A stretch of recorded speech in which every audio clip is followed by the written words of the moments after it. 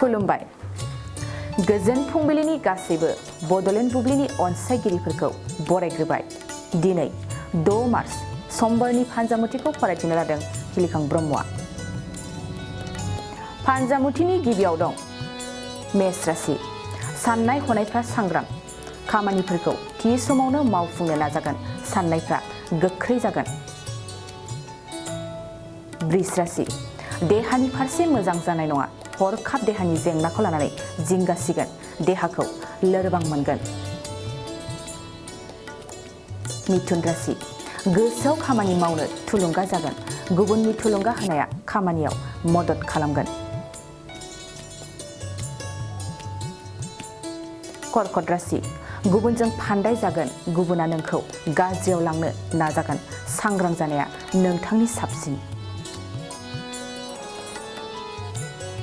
सिंह राशि फालांगियाव मोजांसिन सान जायखिजाया फालांगियावनो मुलाम्फा जागोन नखराव धोन फैगोन कन्या राशि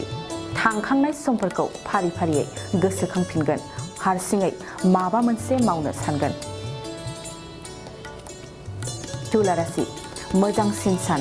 गोदान फिसा मोननो हागौ नखराव रंजा खुसि समखौ बारहोहरगोन वृश्चिक राशि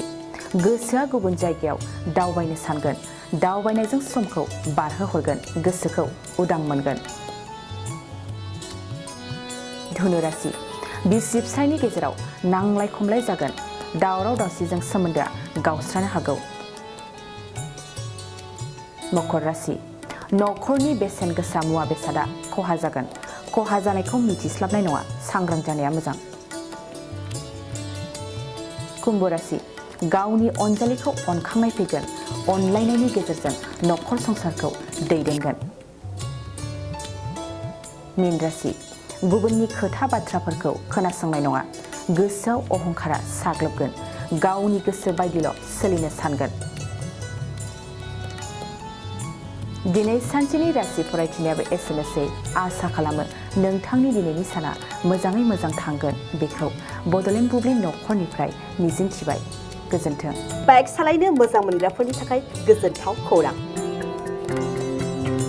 मार्च दाननि 22, 23 आरो 24 अक्ट' सानथामनि थाखाय दावहारु अट' एजेन्सिया नोंथांनो लाबोगासिनो मेगालन काम एक्सचेन्ज मेला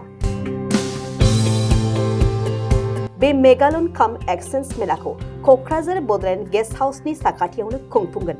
बे मेलायाव बारा नङा 14,999 रांसिमाव डाउन पेमेन्ट होनानै बाजाज कम्पानिनि गुबुन गुबुन बाइकफोरखौ ल'नाव लानो हागोन एक्सचेन्ज खालामग्राफोरनि थाखाय एक्सचेन्ज ब'नासबो थागोन बाइक सालायनायाव हमनो थाखाय बायगिरिया बेसेन लायालासे हेलमेटबो मोनगोन